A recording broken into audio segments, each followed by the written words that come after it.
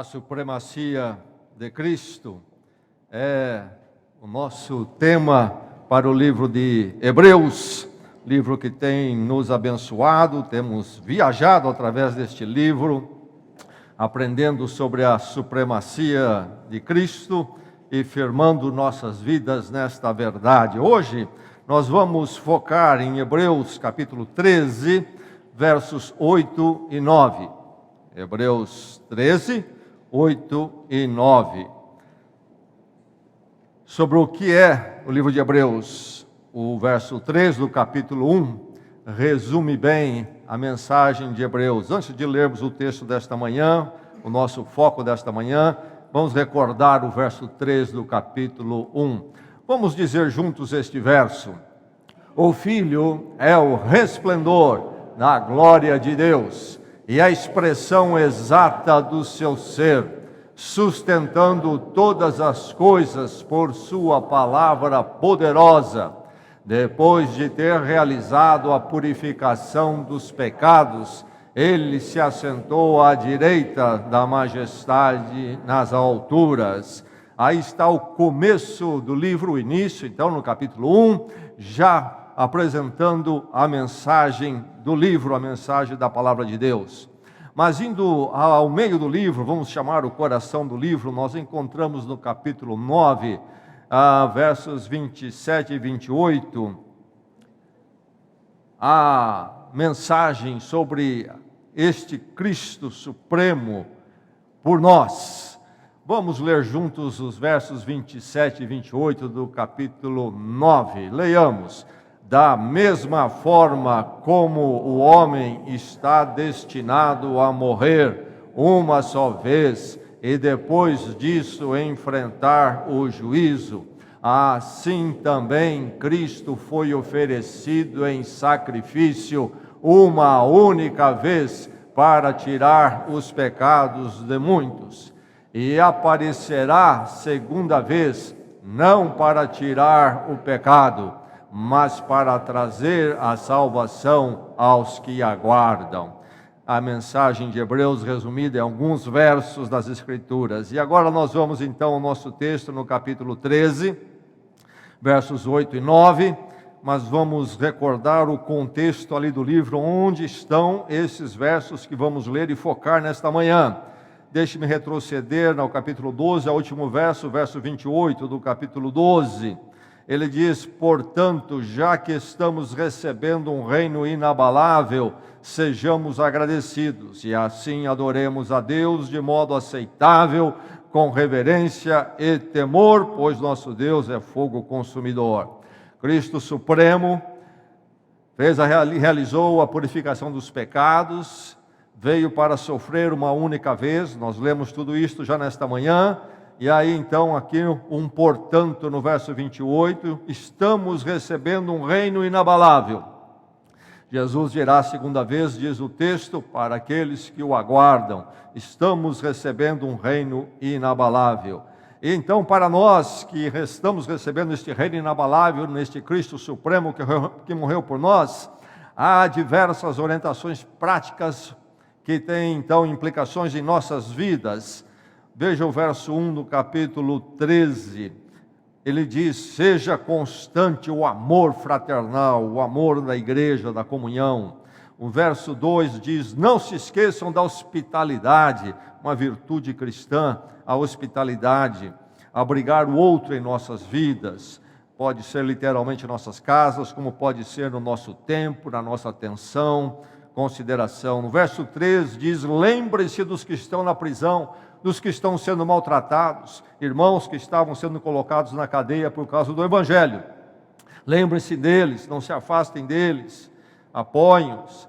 Verso 4, o casamento deve ser honrado por todos.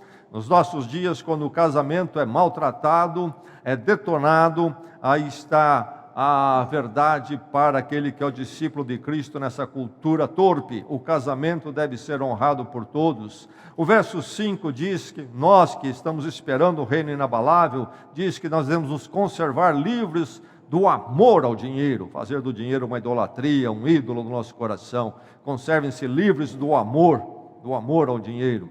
E o verso 7 diz o quê? Para nós que estamos esperando o reino inabalável em Cristo: lembre-se de seus líderes que lhe falaram a palavra de Deus, não no sentido de venerá-los, mas de lembrar o ensino deles, que apontava para Cristo, que é o mesmo ontem, hoje e para sempre. Então, lembrar deles, lembrando a palavra de Deus que eles nos ensinaram. E agora então o nosso texto no capítulo 13, versos 8 e 9, e eu vou primeiramente estender a leitura até o verso 14, apenas para termos ali este bloco todo em mente. Mas vamos ouvir então a partir do verso 8. Recebamos a palavra, que o nosso coração esteja aberto, o Espírito Santo nos aplique a palavra nesta manhã. Diz assim: Jesus Cristo é o mesmo, ontem, hoje e para sempre. Não se deixem levar pelos diversos ensinos estranhos. É bom que o nosso coração seja fortalecido pela graça, e não por alimentos cerimoniais, os quais não têm valor para aqueles que os comem. Nós temos um altar do qual não tem direito de comer os que ministram no tabernáculo. O sumo sacerdote leva o sangue de animais até o Santo dos Santos, como oferta pelo pecado, mas os corpos dos animais são queimados fora do acampamento. Assim, Jesus também sofreu fora das portas da cidade para santificar o povo por meio do seu próprio sangue. Portanto, saiamos até ele, fora do acampamento, suportando a desonra que ele suportou, pois não temos aqui nenhuma cidade permanente, mas buscamos a que há de vir. Mais uma vez, versos 8 e 9. Jesus Cristo é o mesmo ontem, hoje e para sempre. Não se deixem levar pelos diversos ensinos estranhos. É bom que o nosso coração seja fortalecido pela graça, e não por alimentos cerimoniais, os quais não têm valor para aqueles que os comem. Ouvimos a palavra do Senhor. Ser ativo e alimento saudável. Nesses dias nossos, quando o estudo do coração se desenvolveu tanto, recebemos muitas orientações e nos é oferecido tantos testes em relação ao coração, mas de tudo que nós sabemos e ouvimos, podemos destacar nesta manhã duas coisas que nos são ditas, que são necessárias em nossas vidas para o nosso coração: sermos ativos, não sedentários, sermos ativos e também mantermos uma alimentação saudável. Isso faz bem ao nosso coração, nos dá um coração saudável, um coração forte. Quando nós pensamos na palavra coração, podemos pensar no coração físico, certamente pensamos nele primeiramente. A cardiologia é sobre esse coração físico, e essas orientações é sobre o nosso coração físico, este que está bombando aqui no nosso peito. Mas, quando nós falamos em coração, num segundo sentido, falamos dele relacionado a outras coisas no nosso ser. Muito comum é referirmos às nossas emoções, falamos do coração, aquilo que está no coração, no sentido de emoções, sentimento. Quando nós olhamos a palavra de Deus, nós temos que tomar bastante cuidado, prestar muita atenção no contexto em que coração é usado. Às vezes o coração é usado, sim, no sentido físico, nas Escrituras. Na antropologia, no estudo do ser humano dentro das Escrituras, isto é indicado, o sentido do coração. Entre os trabalhos feitos, e há tantos feitos na teologia em relação ao coração nas Escrituras, teses de doutorado, etc., em grandes universidades da Europa, Estados Unidos, há teses que tratam dessa questão complexa até nas Escrituras. Há um livro que se destaca, um livro chamado Antropologia do Antigo Testamento, um livro extenso, exaustivo sobre antropologia no Antigo Testamento, isto é, quem é o ser humano no Antigo Testamento. Este livro foi escrito pelo Dr. Hans Walter Wolff, um homem com alguns doutorados, professor de universidade lá na Alemanha, e ele fala então, primeiramente, do sentido físico do coração nas Escrituras, mas depois ele vai indicar que às vezes o coração nas Escrituras tem a ver com a emoção, às vezes tem a ver com o desejo, às vezes tem a ver com a vontade, às vezes o coração nas Escrituras se relaciona ou se refere à razão, às vezes ao entendimento, e ele conclui ali, depois de uma longa avaliação linguística, cultural, no estudo das Escrituras, ele conclui dizendo que coração, então, aqui, olhando todos os textos, é o que? As Escrituras estão falando do centro do ser humano que vive consciente, esse ser que existe cônscio. No centro dele, então, tudo isso é chamado de coração, um pacote todo que vai ao coração. Então é o ser humano espiritual, é o coração espiritual que é realmente a essência do nosso ser, é a essência de quem nós somos. Quem você é depende do seu coração. E o grande pensador Pascal, da antiguidade, do passado, séculos atrás, vai falar muito sobre o coração. Este item dentro de nós, do nosso ser, que nos desafia até em ser entendido. Mas aqui está o texto das Escrituras exatamente se referindo a esse coração. Diz ele o quê? É bom que o nosso coração seja fortalecido. Seja fortalecido. Como fortalecer o coração físico? Nós aprendemos da cardiologia. E como fortalecer o coração espiritual? Este que as Escrituras nos aponta e sobre o qual ela tanto fala, e que é algo então de suma importância, é simplesmente o centro do meu ser. Como fortalecer esse coração? Como fortalecer esse que vai dizer que pessoas seremos, ou como viveremos, ou como perceberemos a vida? Como fortalecer esse centro do nosso ser? Há uma necessidade desse fortalecimento adequado, há uma necessidade. O coração humano, ele é carente deste alimento, ou não é carente? Como é que é o seu coração? Há uma necessidade de fortalecer o coração ou não há? O que fazer quando a desesperança bate? A esperança vai embora. Como tratar em nosso coração a tristeza, quando ela chega e chega com força? E o temor, quando algo nos assusta, algo que se mostra como maior do que nós somos e nossas capacidades. E a inquietação no coração, quando algo tira de nós a paz e nos agita, quando o estresse chega e nós nos achamos puxados por todos os lados e a tensão é forte demais e parece que não vamos aguentar, quando o desapontamento bate à porta do nosso coração, e então ficamos às vezes revoltados, às vezes frustrados, tal foi o desapontamento. A ansiedade vem, e nós queremos uma solução, e a ansiedade então nos consome. O abatimento, quando somos levados àquela tristeza, quem sabe o que chamamos de depressão, uma tristeza maior. Quando o vazio, então, é achado lá e vemos de frente esse vazio e a coisa é agonizante.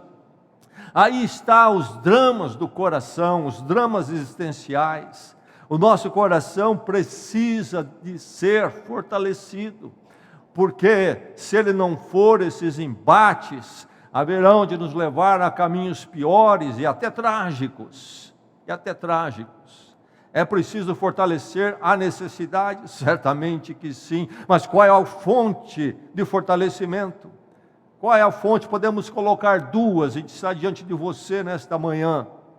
Quem pode fortalecer o seu coração?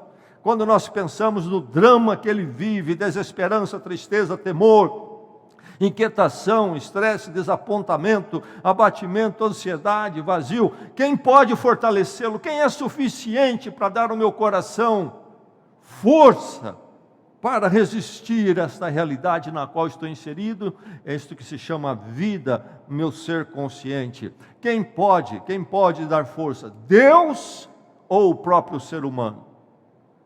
Deus ou o próprio ser humano? Quem pode fortalecer meu coração? As Escrituras nos apontam o caminho aqui. Veja só, quando nós pensamos nestas coisas todas que já citei, desesperança, tristeza, temor, abatimento, depressão, ansiedade, nós estamos falando de coisas que não existem em si mesmas. Elas são fruto de um problema maior. Certamente quem pode fortalecer a nós, nos dar força suficiente para este drama do coração, é somente Deus. Mas há uma problemática. Se nós precisamos responder a esses quadros emocionais, existenciais em nós mesmos, nós precisamos nos acertar com Deus. Mas como beber da fonte de Deus se nós estamos rompidos com Deus? As Escrituras dizem que todos pecaram. Nós escolhemos viver uma vida autônoma de Deus, buscar nossos próprios caminhos e pensamentos. Sim, a maior parte de nós teria uma fé lá, uma crença em Deus, mas é uma crença num Deus e uma fé que está a serviço das nossas vontades e caminhos. Não é um Deus soberano em nossas vidas. Nós estamos rompidos com eles, principalmente pelo pecado de desejar nossa autonomia, que depois vai resultar nos pecados múltiplos, que podemos nomear aí uma lista infinda. Fazemos isso, fazemos aquilo de errado, pensamos isso de errado, pensamos aquilo de errado, fazemos isso de errado. Estamos rompidos com Deus, há uma barreira, a nossa culpa. E Deus então está longe e distante, e não conseguimos então receber dEle aquilo que só Ele pode dar, o fortalecimento para o nosso coração, diante do nosso quadro de quem somos e da nossa existência. E aí então é que é necessário reconhecer esse estado de rompimento com Deus, de culpa diante de Deus. Falhamos diante de Deus, nós queremos andar nossos próprios caminhos numa autonomia diante dEle. E é preciso então o arrependimento e irmos à solução. Quando pensamos em fortalecer o nosso coração, e só Deus pode fortalecê-lo, diante da problemática do nosso rompimento com Deus, a solução chama-se graça em Cristo. Deus manifestado em Cristo em graça. Ele vem para andar conosco e ser um de nós, para tomar o nosso lugar até o ponto da cruz, e ali tomar sobre ele a culpa do nosso pecado e do nosso rompimento com Deus. E quando em arrependimento nos voltamos para o Cristo crucificado, então pela fé nós podemos dizer: Ele morreu a minha morte, Ele tomou a minha culpa diante de Deus, e ali podemos então pela fé receber o perdão. Cristo pagou tudo, estou perdoado diante de Deus, e podemos receber no Cristo ressurreto uma nova vida, uma vida com Deus. E aí então nós temos a solução, isto é, a graça. É o que o texto diz: o coração precisa ser fortalecido pela graça, não por alimentos cerimoniais, os quais não têm valor para aqueles que os comem. Alimentos cerimoniais não têm valor para aqueles que os comem. Aqui o texto está falando do esforço, do caminho, do esforço, dos méritos humanos. E aí está então na dimensão da religiosidade, e se manifesta isso de muitas formas. Entre o povo judaico havia uma certa ideia nessa direção. Na cultura em que esses irmãos estão inseridos, os nossos irmãos aqui do primeiro século que receberam a carta dos Hebreus, a cultura deles, que era do Império Romano, mas muito ainda influenciada pela cultura grega, cultuavam os deuses muitos. E havia inclusive a prática de, por exemplo, se levar a carne para ser dedicada a um ídolo, a um deus, e aí uma parte ficava lá no templo, outra parte se trazia para casa para se comer, e se entendia que então o Deus estava na carne, nesse pedaço de carne que foi dedicado a ele lá. Mas há todo tipo de esforço que se usa para tentar fortalecer o coração humano, mas são todos caminhos humanos e que não podem fortalecer. e muito menos os deuses e os ídolos que criamos. O que é que pode fortalecer o seu coração? A terapia. Você está no seu drama de temor, ansiedade, abatimento, vazio. O que pode responder? A terapia, os esforços humanos, conhecimentos humanos, a busca de energias aí místicas que estariam no ar, objetos místicos, quem sabe cristais, outras coisas. Seria a penitência, uma vida de asceticismo, quem sabe até vou punir o meu corpo, vou punir a mim mesmo. Seriam rituais religiosos, e aí podemos pôr uma lista infinda das religiões, os seus rituais. Seriam os rituais que poderiam então fortalecer o nosso coração? Não, diz a palavra, não. O nosso coração precisa ser fortalecido pela graça. Pela graça. Nós temos que nos acertar com Deus através da graça em Cristo. Temos que chegar ao ponto de descermos do nosso orgulho, crucificarmos pela fé o nosso ego na cruz com Cristo. E ali então morrermos para esta vida que procura servir a nós mesmos e ao mundo. E nascermos pelo perdão e o poder do Cristo ressurreto para uma vida com Deus. Não se esqueça, a graça de Deus em Cristo me salva, me resgata do reino das trevas para o reino da luz, e agora eu sou de Deus para todo sempre. Mas a graça não é apenas para iniciar, para começar, para adentrar no relacionamento com Deus. A graça, isto é, a verdade de que Deus me ama, apesar de quem eu sou. Essa graça também deve ser o meu alento e sustento na caminhada. Eu começo na graça e depois eu ando e corro na graça, na dependência de Deus e nunca na dependência de mim mesmo, dos esforços humanos, sejam eles religiosos, sejam eles não religiosos, secularistas, seja o que for, qualquer esforço do conhecimento humano. Eu recebo a nova vida pela graça. Cristo morreu por mim e eu vivo cada dia agora pela graça, no poder de Deus na minha vida, na dependência dEle, e não do meu ego e do meu orgulho. E o texto vai dizer que então este alimento, este fortalecimento é adequado, porque ele é suficiente. É bom que o nosso coração seja fortalecido pela graça, e não por cerimônias humanas, sejam elas quais forem. Mas pode a graça apenas então nos fortalecer? Será que alguns rituaizinhos não ajudam? Se eu, por exemplo, for à igreja sempre, ou então estou meio abatido, vou à igreja, porque eu indo à igreja, sabe, Deus vai ver que eu fui na igreja, e então com isso eu marco ponto, e Ele vai cuidar no meu coração. Esse probleminha que eu estou vivendo agora, até que Ele passe, depois não vou mais na igreja. Seria essa negociata? A graça não é suficiente? Certamente que não. Nenhum desses esforços pode nos fortalecer. Se nós vamos à igreja, nós vamos à igreja porque nós estamos na graça. É por isso. Nós vamos celebrar a ceia nesta manhã. Será porque nós comemos do pão e bebemos do cálice? Então, por causa disso, meu coração é fortalecido. Certamente que o fruto da videira no cálice, certamente que o pão e a farinha não têm poder para esses dramas do meu coração. O que nós vamos fazer nesta manhã é trazer diante de nós, como Cristo preparou este momento, trazer de forma vívida, neste memorial, quem Cristo é, o que Ele fez por nós. E ao fazermos isto, nosso coração passa por este momento de renovação na graça, reafirmação na graça e na comunhão da graça com a igreja.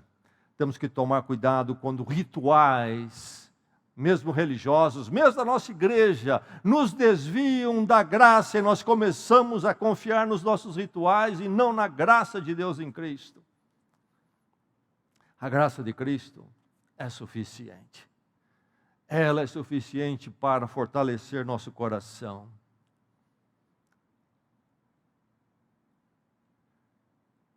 Dizem que quando o reformador Martinho Lutero estava então ali empenhado naquelas modificações vindas da Igreja Católica Romana, e então uma porção de coisas foram tiradas da liturgia, etc., ele teria sido questionado: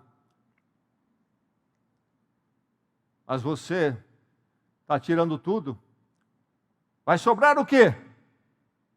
Ele disse: Cristo. Cristo. Meu irmão, o que Deus fez em Cristo, na cruz, graça pura, é suficiente e é o que o seu coração precisa.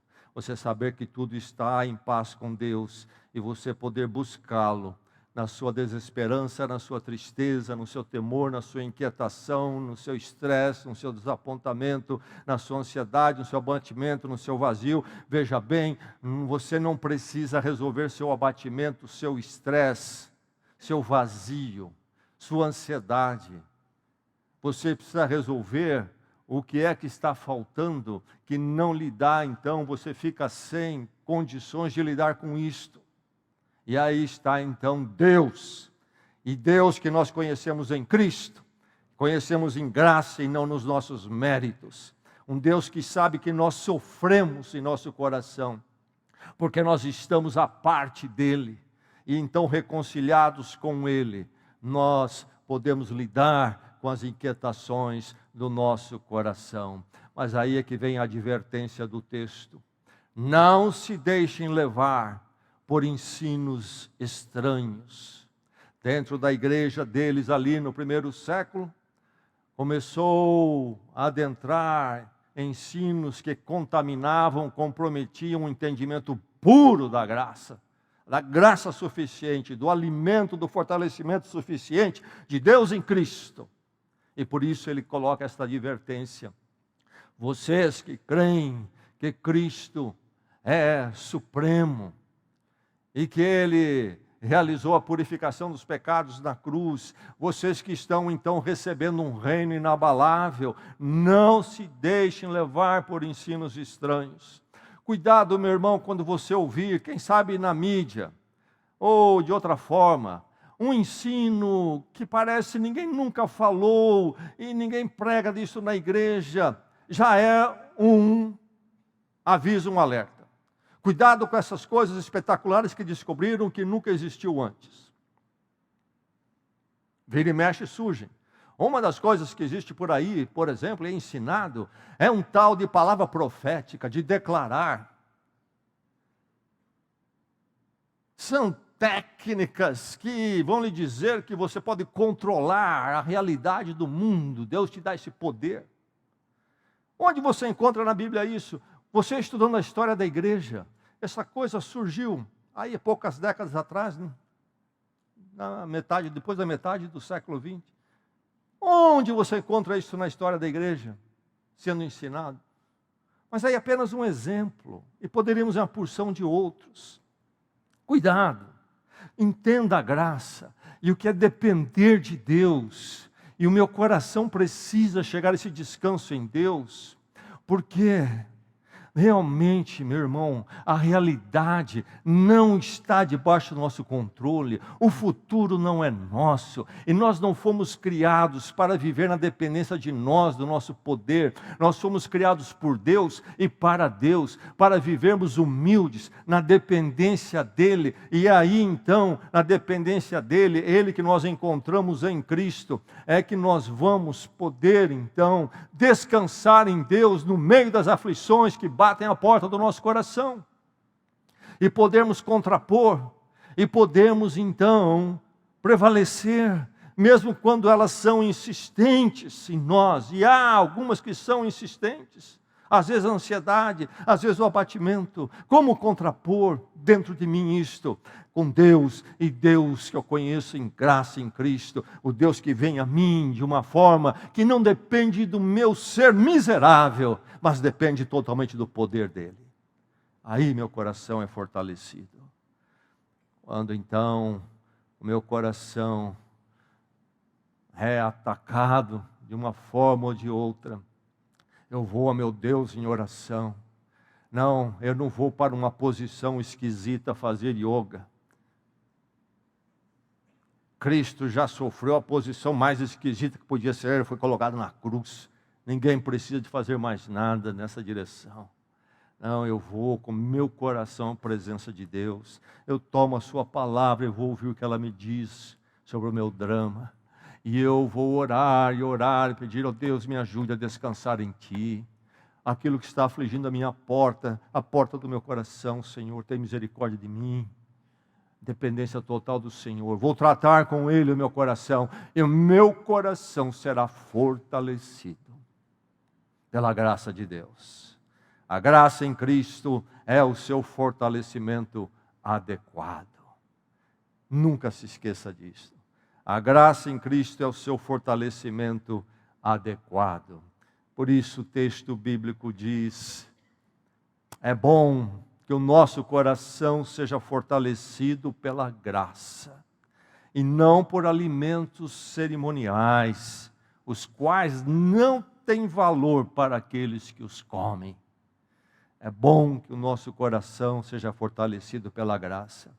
Meu irmão, minha irmã, meu amigo ou amiga nesta manhã, se não for por aí,